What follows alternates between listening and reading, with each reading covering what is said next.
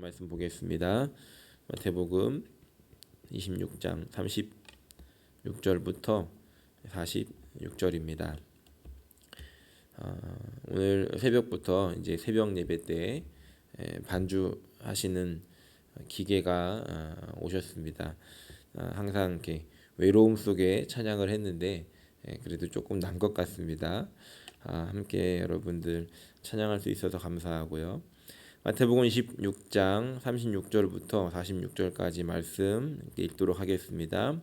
이에 예수께서 제자들과 함께 겟세마네라 하는 곳에 이르러 제자들에게 이르시되 내가 저기 가서 기도할 동안에 너희는 여기 앉아 있으라 하시고 베드로와 세베대의 두 아들을 데리고 가실새 고민하고 슬퍼하사 이에 말씀하시되 내 마음이 매우 고민하여 죽게 되었으니 너희는 여기 머물러 나와 함께 깨어 있으라 하시고 조금 나아가사 얼굴을 땅에 대시고 엎드려 기도하여 이르시되 내 아버지여 만일 할만하시거든 이 잔을 내게서 지나가게 하옵소서. 그러나 나의 원대로 마시옵고 아버지의 원대로 하옵소서 하시고 제자들에게 오사 그 자는 것을 보시고 베드로에게 말씀하시되 너희가 나와 함께 1시간도 이렇게 깨어 있을 수 없더냐. 시험에 들지 않게 깨어 기도하라.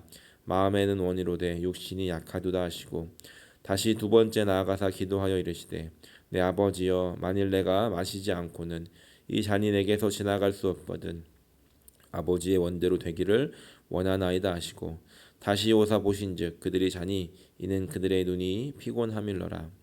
또 그들을 두시고 나아가사 세 번째 같은 말씀으로 기도하신 후 이에 제자들에게 오사 이르시되 이제는 자고 쉬라. 보라 때가 가까이 왔으니 인자가 죄인의 손에 팔리느니라. 일어나라 함께 가자. 보라 나를 파는 자가 가까이 왔느니라. 아멘.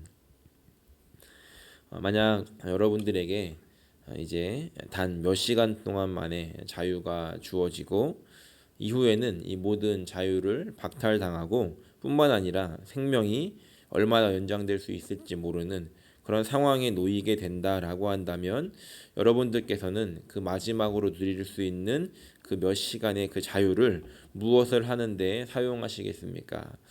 오늘 예수님께서는 이 모든 것들을 다 알고 계신 상황 속에서 그 마지막 그 자유의 시간을 선택하신 것, 그 자유의 시간을 사용하시기로 선택하신 것이 바로 기도였습니다.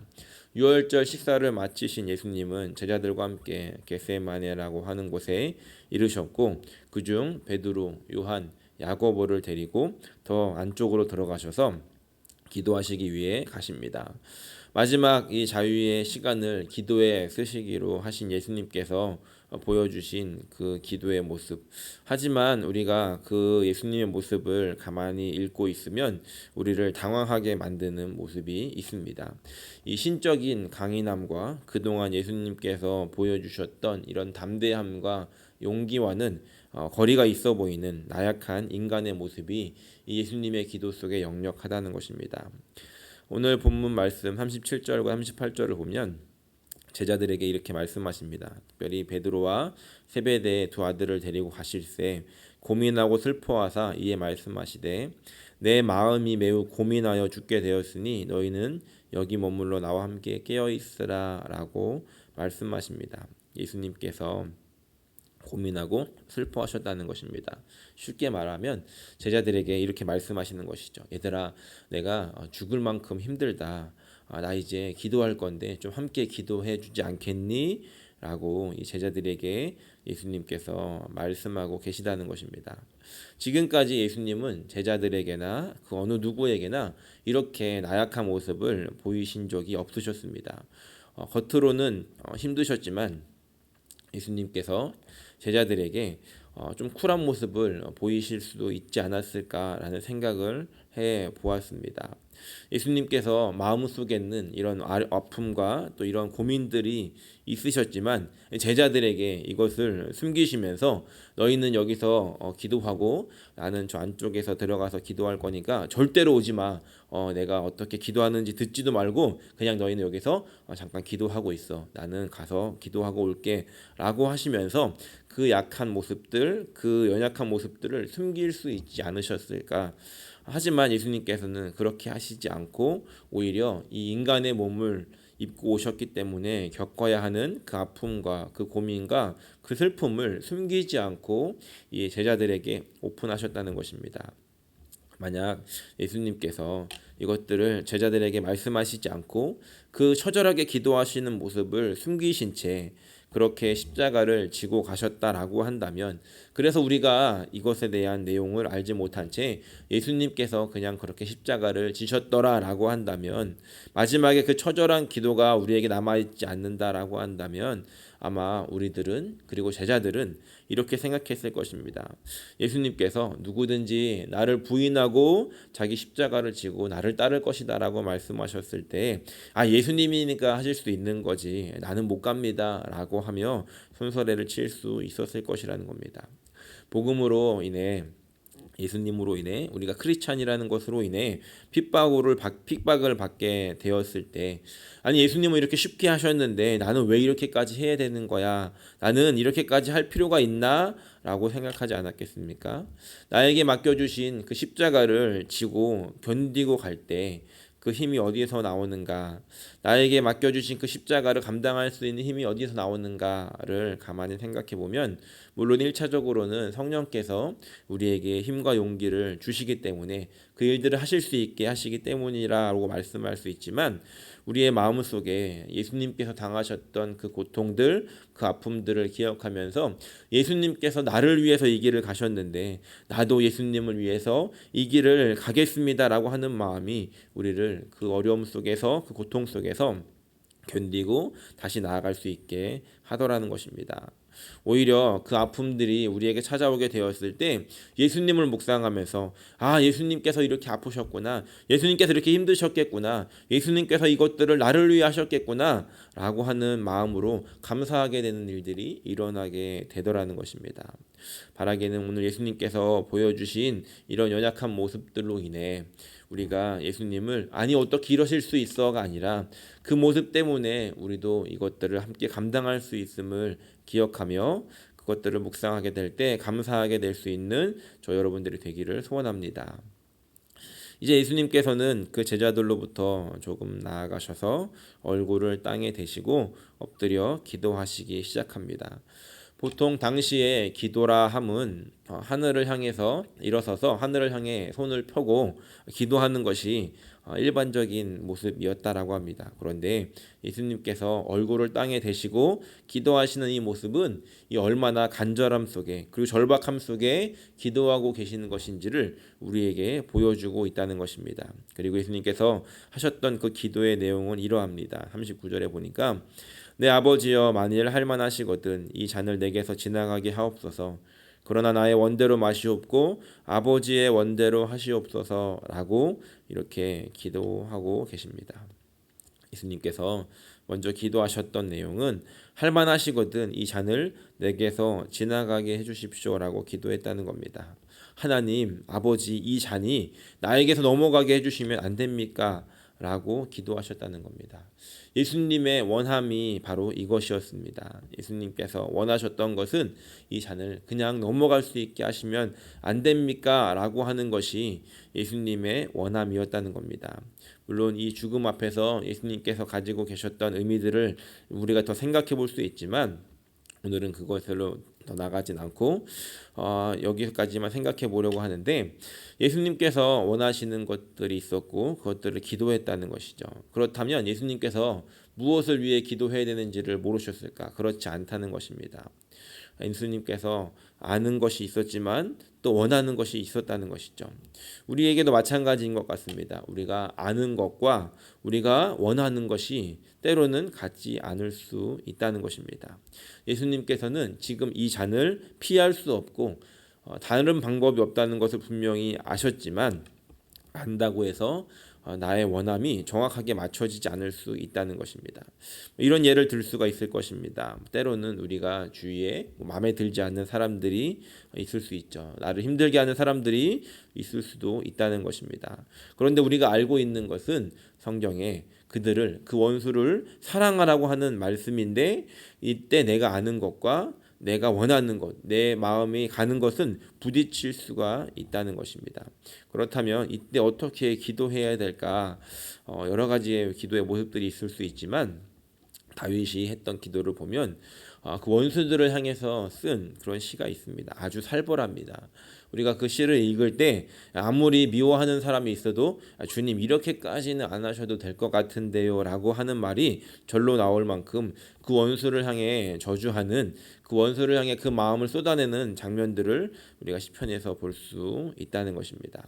우리가 하나님께 기도할 때는 이런 마음들이 있어야 합니다. 내가 아는 것은 분명히 있지만 솔직한 내 마음을 하나님께 오픈할 수 있어야 한다는 것입니다. 왜냐하면 우리는 하나님 앞에서 기도할 때 억지로 포장하지 않아도 되기 때문입니다. 오히려 하나님께서 내 마음을 아시기 때문에 하나님께 숨기지 않고 나의 원함이 있다면 솔직하게 고백하는 것이 바로 정직한 기도라는 것입니다. 내 마음을 숨긴다고 해서 그것을 숨길 수가 없고, 내 마음을 포장한다고 해서, 나의 원함을 포장한다고 해서 하나님께 그 마음이 가려질 수 없다는 것입니다. 오히려 그것을 하나님께 정직하게 쏟아내며 내 마음이 이렇습니다, 내 원함이 이렇습니다, 나의 상태가 이렇습니다라고 하나님께 솔직하게 기도하는 것, 그것을 하나님께서 원하시는 기도가 아닐까 우리가 생각할 수 있다는 것입니다. 때로는 사람들 앞에서 있을 때는 그런 관계 때문에, 어떤 이미지 때문에 싫은 것을 싫다고 말할 수 없고, 또 나의 아픔과 나의 어려움에 대해서 그대로 오픈하지 못할 수도 있습니다. 하지만 하나님 앞에서는 그럴 필요가 없다는 것입니다. 하나님 앞에서는 멋지게 기도할 필요가 없다는 것입니다.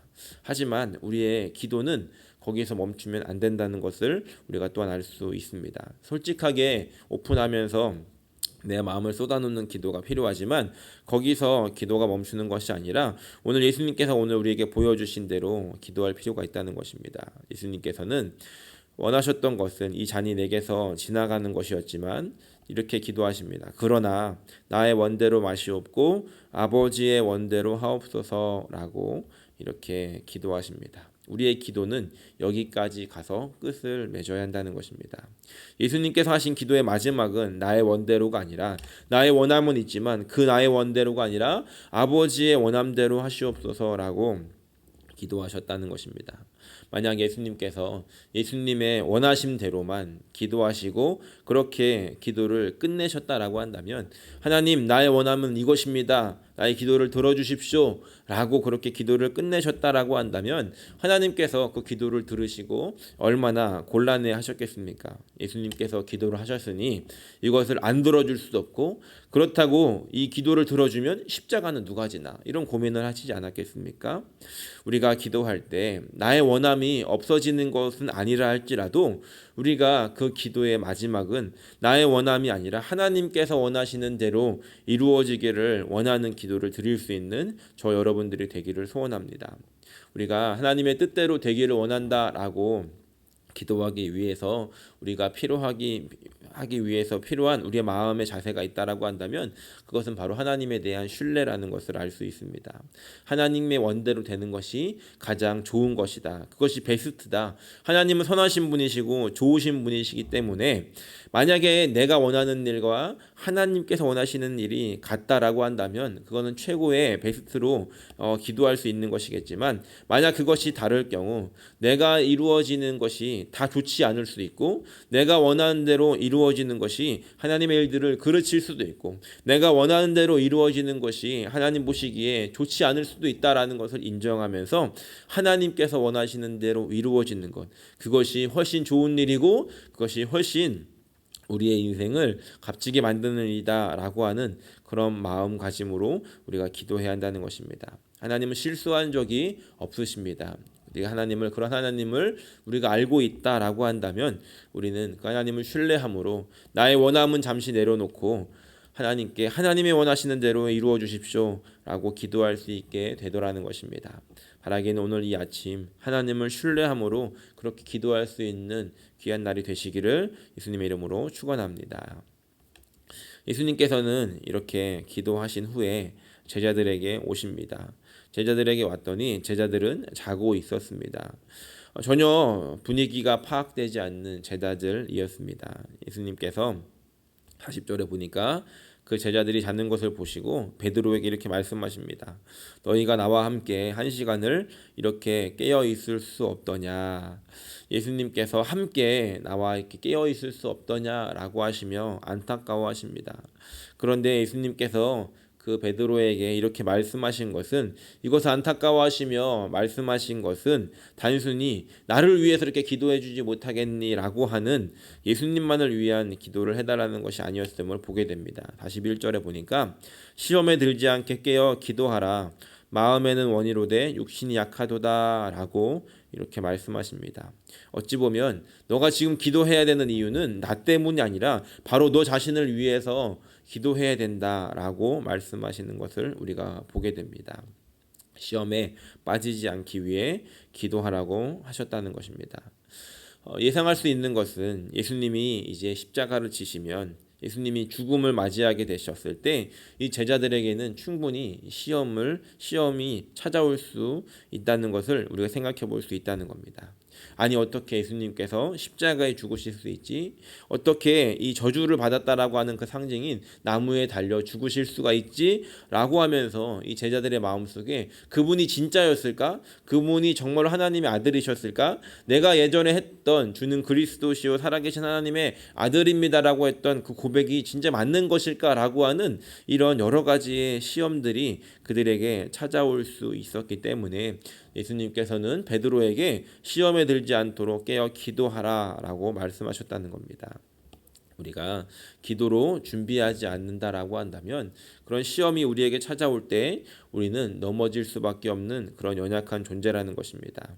우리의 마음은 시험을 이기고 승리하리라라고 다짐하지만 우리가 기도하지 않으면 우리의 연약한 육신은 넘어지고 만다는 것입니다.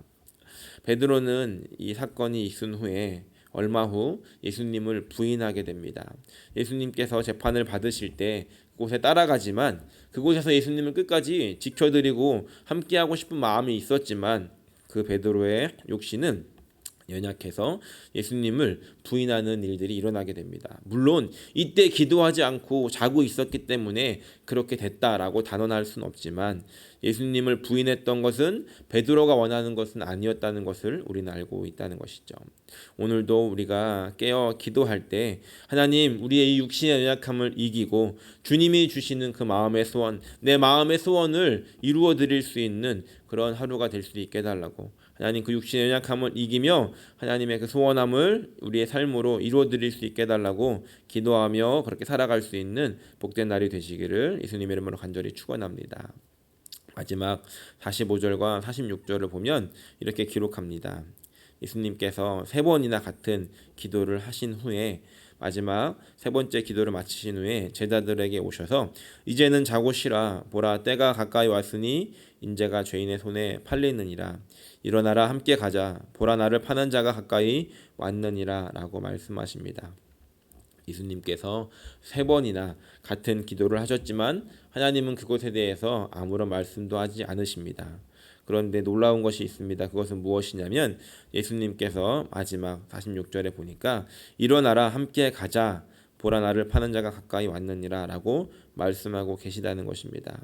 기도의 힘은 바로 여기에 있는 것을 우리가 알 수 있습니다.